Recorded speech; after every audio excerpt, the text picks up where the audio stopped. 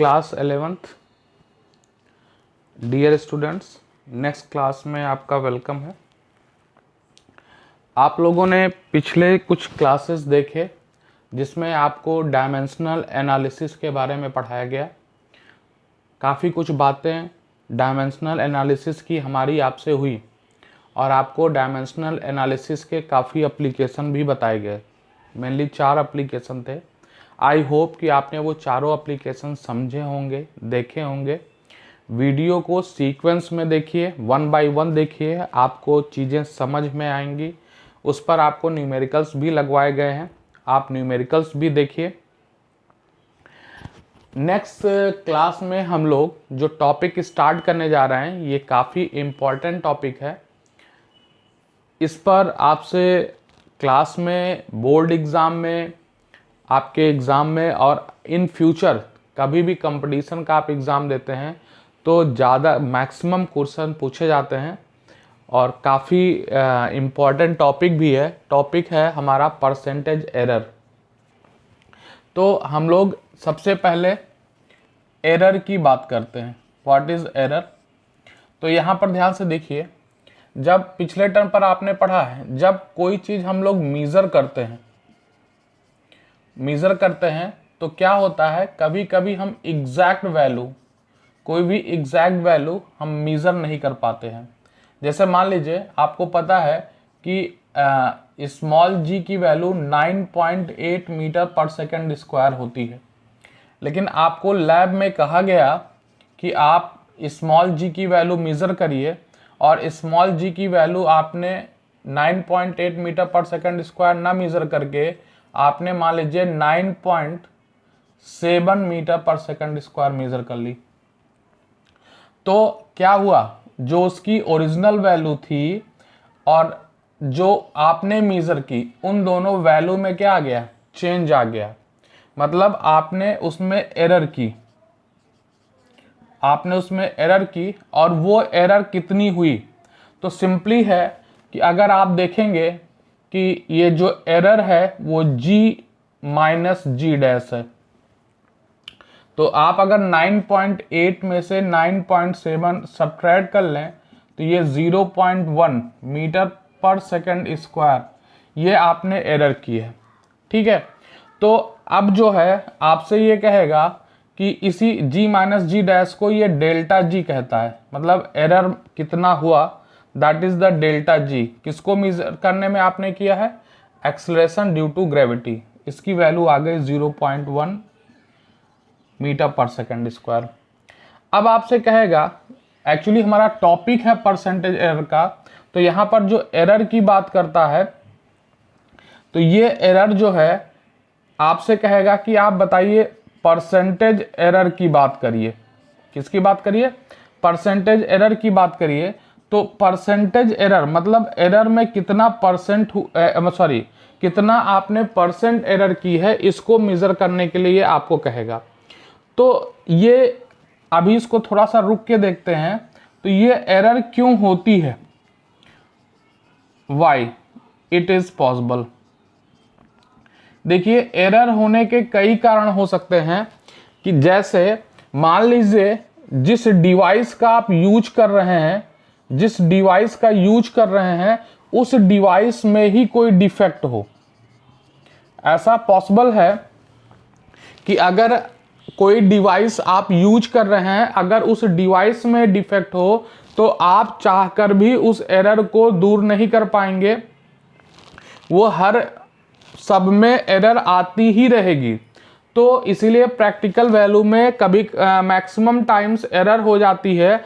तो आप क्या करते हो, उस एरर को निकालते हो, उसके बाद उसकी कंपैरिजन या उसकी वैल्यू जो एग्जैक्ट वैल्यू है उसके साथ आप लिख देते हो कि एग्जैक्ट वैल्यू या हमारी जो प्रैक्टिकल वैल्यू है उसके साथ इतने परसेंटेज की हमने एरर की है। तो वो हो सकता है, ठीक है ना, तो वो उसके साथ लिख जाती है कि इस प्रैक्टिकल में इतने एरर हो सकती है। तो एक तो डिवाइस में प्रॉब्लम है तब डिफेक्ट हो सकती है, और एक ह्यूमन एरर भी हो सकती है। इसमें क्या होता है ह्यूमन एरर में, मान लीजिए आप कोई प्रैक्टिकल करने जाते हैं, तो आपने देखा होगा, अभी तो मान लीजिए आपने 11th स्टार्ट किया है, 10th में भी आपने आप हो सकता है लैब में गए हो और आपने वहां देखा होगा कि जब आप कोई प्रैक्टिकल करने जाते हो या कोई काम करने जाते हो तो आप उसके लिए प्रॉपर वे में तैयार होके जाते हैं।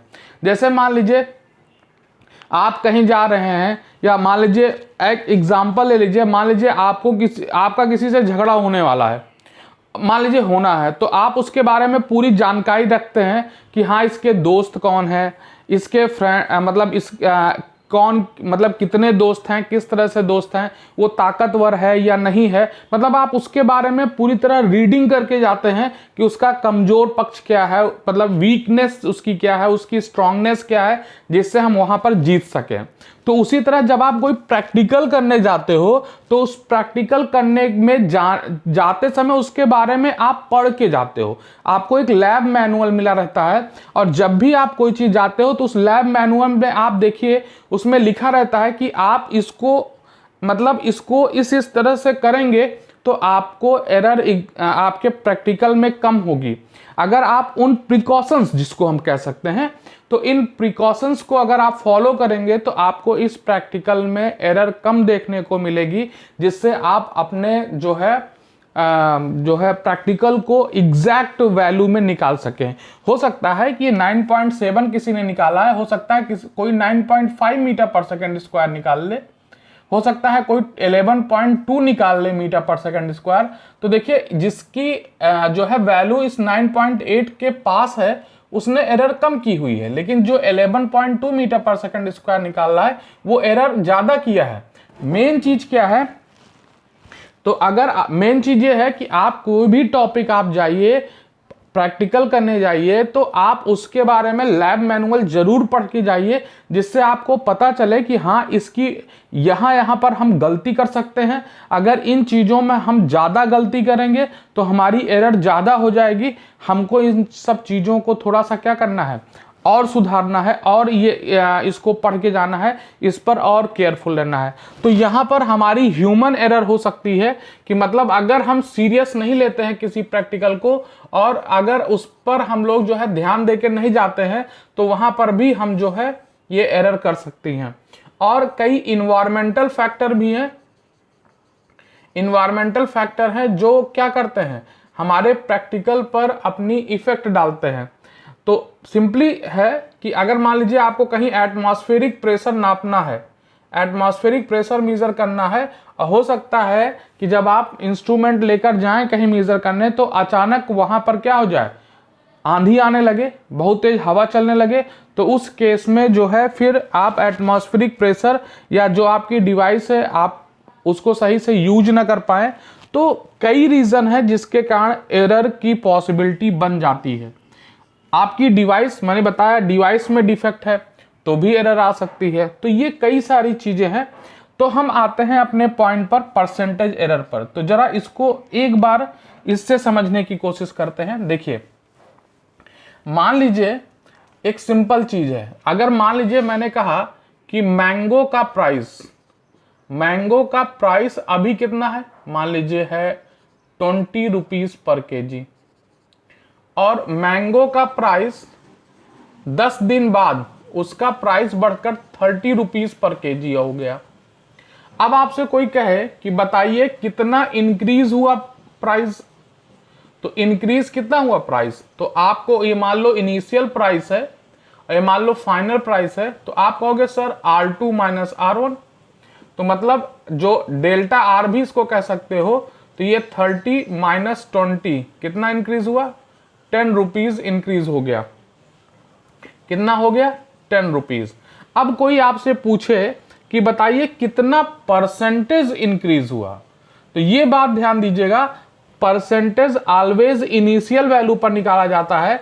मतलब मैंगो का प्राइस इनिशियली कितना था 20 रुपीज पर केजी, तो हमेशा डेल्टा आर बाई आर, मतलब डेल्टा आर ये आपका चेंज हुआ या इंक्रीज या चेंज कुछ भी हुआ, तो ये डेल्टा आर ये इनिशियल प्राइस है, R1 इनिशियल प्राइस है, इनटू अगर परसेंटेज निकालना हो तो आप 100 से मल्टीप्लाई कर दीजिए। तो यहाँ पर डेल्टा आर 10 अपान इनिशियल प्राइस 20 इंटू 100, तो यहाँ से आप 50% ये प्राइस इंक्रीज हुआ, ये आप यहाँ से क्या कर सकते हैं, निकाल सकते हैं। इसी सिमिलर वे को परसेंटेज एरर के रूप में अगर हम फॉलो करना चाहें तो देखिए यहाँ पर हमने क्या लिखा, ये जी की वैल्यू जो ओरिजिनल वैल्यू थी 9.8 थी, प्रैक्टिकल के कारण आपने 9.7 निकाली, तो परसेंटेज एरर जी की वैल्यू, अरे एरर कितनी हुई 0.1 की। तो यहां पर डेल्टा जी अपान जी मतलब ये फ्रैक्शनल एरर कहलाती है। तो डेल्टा जी अपान जी मतलब ये जी आपकी जो एग्जैक्ट वैल्यू है, तो मतलब 0.1 अपान 9.8 जो आपने लैब में निकाली है उसको नहीं कह रहा हूं, जो एग्जैक्ट वैल्यू है वो कर सकते हैं। और अब delta G upon G into 100 that is the percentage error in the measurement of G, आप निकाल सकते हैं 0.8 अपान 9.8 इंटू 100। आप इसको सॉल्व कर लीजिए, दैट इज 100 अपान 98। तो ये इतने परसेंटेज की एरर, अगर आप इसको सॉल्व करेंगे तो इतने परसेंटेज की एरर आप मेजरमेंट में कर रहे हैं। आई होप कि आपको चीज़ें कुछ समझ में ज़रूर आई होंगी कि परसेंटेज एरर कैसे निकाला जाता है। अगर आप इसको ध्यान से देखें तो एरर जो है निकालने का हम कुछ बातें बता रहे हैं, जिनको हम समझाने की बात एक स्टार्ट कर रहे हैं, फिर उसको हम समझेंगे कि परसेंटेज एरर निकालने के कौन कौन से। एक मेन तरीका तो आपको समझ में आ गया, इसी चीज़ को हम लोग फॉलो भी करेंगे। और भी कई है, अगर आपको कोई भी जो है लैब में जाते हैं तो आप जब प्रैक्टिकल करते हैं तो आपसे एक ही बार रीडिंग लेने को नहीं कहा जाता, आपसे कहा जाता है कि आप 4-5 रीडिंग जरूर लीजिए। तो जब आप जी की वैल्यू, एग्जैक्ट वैल्यू जी की 9.8 मीटर पर सेकंड स्क्वायर है, तो जी की वैल्यू मतलब इस तरह G1 9.7, G2 9.6, G3 9.5, G4 10.1, G5 11.3, G6 9.4, मतलब इस तरह आपको कई वैल्यू निकालने, मतलब मिनिमम आपको 6-7 रीडिंग निकालने को कहा जाता है। उसके बाद और बातें कही जाती हैं कि इनका आप क्या ले लीजिए, मीन ले लीजिए, फिर ट्रू वैल्यू निकालिए। तो इन सब वैल्यू को हम 1 बाई 1 देखेंगे, लेकिन पहले हम एरर और उसको थोड़ा सा सिस्टमेटिक वे में पढ़ते हुए आगे बढ़ने की कोशिश करेंगे। देखिए यहाँ पर अगर हम एरर को कैटेगराइज करते हैं तो एरर को हम 2 पार्ट में डिवाइड कर लेते हैं। अगर इसका सिस्टमैटिक को स्टडी करें तो एरर को हम लोग 2 पार्ट में कैटेगराइज कर रहे हैं। एक है सिस्टमैटिक एरर और एक है रैंडम और एक्सीडेंटल एरर। सिस्टमैटिक एरर, ये सिस्टमैटिक एरर लिखा है govern by some systematic rule. एक जो सिस्टमैटिक रूल होता है उसके कारण ये गवर्न होती है। इसमें 2 है, जो प्रीवियस अभी थोड़ी देर पहले मैंने आपको बताया था, जिसमें आप इंस्ट्रूमेंटल एरर कह सकते हैं। ये 2 पार्ट में डिवाइड है हमारी सिस्टमैटिक एरर। एक है इंस्ट्रूमेंटल एरर और एक है, इसको भी हमने डिस्कस किया हुआ है, इम्परफेक्शन इन एक्सपेरिमेंटल टेक्निक। ये कई चीजों के कारण हो सकता है। तो इंस्ट्रूमेंटल एरर आप जान रहे हैं कि आपके इंस्ट्रूमेंट में, जो भी आप इंस्ट्रूमेंट यूज कर रहे हैं, अगर उसमें कोई गड़बड़ी है देन इंस्ट्रूमेंटल एरर हमारी वहां पर आ सकती है। और imperfection technique, imperfection in experimental technique, इसमें क्या हो सकता है कि टेम्परेचर, ह्यूमिडिटी, विंड वेलोसिटी, मतलब आप एक्सपेरिमेंट कर रहे हैं और एक्सपेरिमेंट करने के दौरान अचानक टेम्परेचर में वेरिएशन आ जाए, ह्यूमिडिटी में वेरिएशन आ जाए, या विंड वेलोसिटी ये कम या ज़्यादा हो जाए, मोर और लेस हो जाए, देन यहाँ पर कुछ एरर जनरेट हो जाती हैं और जिसके कारण हमारी जो है एरर आ जाती है। तो ये हमारी सिस्टमैटिक एरर है। इस पर हमको थोड़ा सा ज़्यादा फोकस नहीं होना है, हमको जो फोकस होना है वो है रैंडम एरर और accidental error. These errors are occurs due to unknown reason. इनको मेजर करने का तरीका ये है नॉर्मल लॉ और गॉसियन लॉ के नाम से जानते हैं। इससे इन एरर्स को मेजर करके या मिनिमाइज किया जा सकता है कि कैसे हम एरर्स को मिनिमम करने का प्रयास करें। तो यहां पर देखिएगा, इन्होंने कहा, सबसे इंपॉर्टेंट बात ध्यान सुनिएगा, इस एक्सपेरिमेंट में यह कहा गया कि आप कोई भी, मतलब इस रूल में यह कहा गया कि आप किसी भी एक्सपेरिमेंट को कर रहे हैं तो उस एक्सपेरिमेंट को करने पर आप एक रिजल्ट पर मत आइए, एक रिजल्ट निकालकर आप उसको आंसर मत बता दीजिए कि ये हमारी एग्जैक्ट वैल्यू है। इन्होंने कहा कि यहां देखिए n क्या है, नंबर ऑफ टाइम्स, और x है एरर। मतलब यहां पर बात हो रहा है कि आप किसी भी एक्सपेरिमेंट को करने के लिए आप उस एक्सपेरिमेंट में किसी की वैल्यू निकाल रहे हैं, अभी जो आपको बताया उसमें आप कम से कम मैक्सिमम टाइम्स क्या करिए, मैक्सिमम टाइम्स आप उसकी वैल्यू निकालिए, उसके बाद उसकी एरर को मिनिमाइज किया जा सकता है। तो यहां पर बात भी हो रही है, यहां पर देखिए x क्या है, एरर है, और n क्या है, नंबर ऑफ टाइम्स जो आपने एरर किया हुआ है। तो यहां पॉजिटिव और निगेटिव एरर्स आर सिमेट्रिकल, इसमें बताया गया है कि positive and negative errors are symmetrical हैं। तो क्या करना है आपको, taking the arithmetic mean of number of errors. तो जितनी भी वैल्यू आपने निकाली है या जितनी भी आपने एरर्स निकाली हैं, अभी आप देखेंगे जब आपने कोई एग्जैक्ट वैल्यू, जैसे आपने मान लीजिए अभी हम देखते हैं एक्सपेरिमेंट में देखेंगे कि x अगर कोई एग्जैक्ट वैल्यू है ठीक है, तो उसके बाद आप उस एक्सपेरिमेंट में x1 x2 x3 कई वैल्यू निकालते हैं, तो उसके बाद ये वैल्यू निकालेंगे और फिर इसको सबट्रैक्ट करके आप एरर निकालेंगे और उस एरर का मीन ले लेंगे, तो आपको एक जो है सबसे मिनिमम जो है आप एरर की ओर पहुंचेंगे। तो इसको हम लोग आगे देखते हैं कि कैसे हम रैंडम एरर को मेजर करते हैं और मेजर करने के बाद उसको मिनिमाइज करने का प्रयास करते हैं, कैसे परसेंटेज एरर की ओर आगे बढ़ते हैं। देखिए यहां पर इसको समझने का प्रयास करिए। मान लीजिए आपने एक एक्सपेरिमेंट किया कि कोई वैल्यू निकालने के लिए, जिसमें आपने जो वैल्यू निकाली वो x1 x2 x3 dot dot dot xn है और इनका आपने मीन ले लिया। जो अभी आपने पढ़ा था उसी बात को हम बता रहे हैं कि अगर आप मीन लेंगे तब वहां पर आपको एक ट्रू वैल्यू मिलेगी। तो मतलब जितने एक्सपेरिमेंट किए आपको उसने n से आपने डिवाइड कर लिया। तो इसको हम शॉर्ट फॉर्म में 1/n sigma i to the power 1 to n xi लिख सकते हैं समेशन के फॉर्म में। इसी को देखिए हमने प्रैक्टिकल के रूप में मतलब जो प्रैक्टिकल किया है उसमें सिंपल पेंडुलम का यूज करके हमको टाइम पीरियड निकालना था। ठीक है, तो हमने कितने प्रैक्टिकल किए यहाँ, 5। पहले में 2.56, दूसरे में 2.42, तीसरे में 2.363 सेकंड, चौथे में 2.71 सेकंड और पांचवें में 2.80 सेकंड हमने वैल्यू निकाली। हमको सिंपल पेंडुलम दे दिया गया और आपसे कहा गया कि आपको इतने पर्टिकुलर ऑसिलेशन का टाइम नोट करना है। सिंपल पेंडुलम का ऑसिलेशन आप देखते हैं तो आपने ये डिफरेंट प्रैक्टिकल करके वो उतने ऑसिलेशन का आपने टाइम पीरियड नोट कर लिया। अब देखिए जो पहला यहां पर कह रहा है ट्रू वैल्यू, तो ट्रू वैल्यू आप कैसे निकालेंगे, तो ये जो T1 है वही यहाँ x1 शो कर रहा है, T2 x2 शो कर रहा है, T3 x3 शो कर रहा है।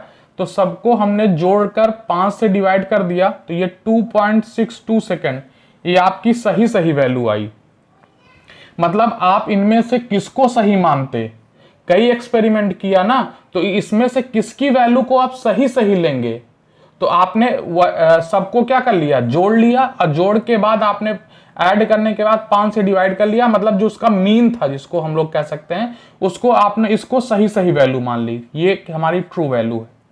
ठीक है, अब देखो यही आपने यहां पर भी काम किया है। अब दूसरा क्या कर, देखिए सेकंड स्टेप में आपने एरर कितना किया मेजरमेंट में, तो जो आपकी वैल्यू आई है कौन सी, ट्रू वैल्यू, और हर एक एक्सपेरिमेंट की वैल्यू से आप उसको घटा लीजिए।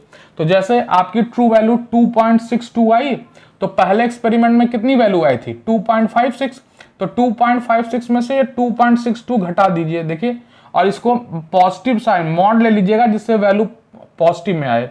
तो पहले एक्सपेरिमेंट में आपने 0.06 सेकंड की गलती की थी, एरर की थी, इसी तरह 2.42 में से 2.62 को सब्ट्रैक्ट कर लीजिए। ये दूसरे एक्सपेरिमेंट की आपने एरर की है, तीसरे एक्सपेरिमेंट में, चौथे एक्सपेरिमेंट में, पांचवें एक्सपेरिमेंट में आपने इंडिविजुअल एरर ये की है।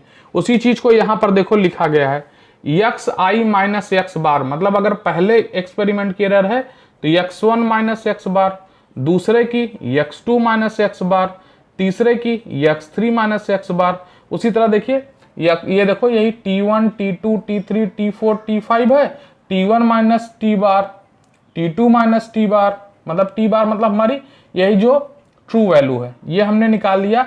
उसके बाद ये हमने ये पूरी एरर निकाल ली। अब देखिए हमको क्या करना है, अब इसमें से आप किस एरर को अपनी सही एरर मानोगे। भाई हर एक एक्सपेरिमेंट में आपने एरर की, तो फिर जैसे यहां किया था उसी तरह इन सभी एरर का क्या ले लीजिए, मीन, तो इसको आप सही एरर दोगे।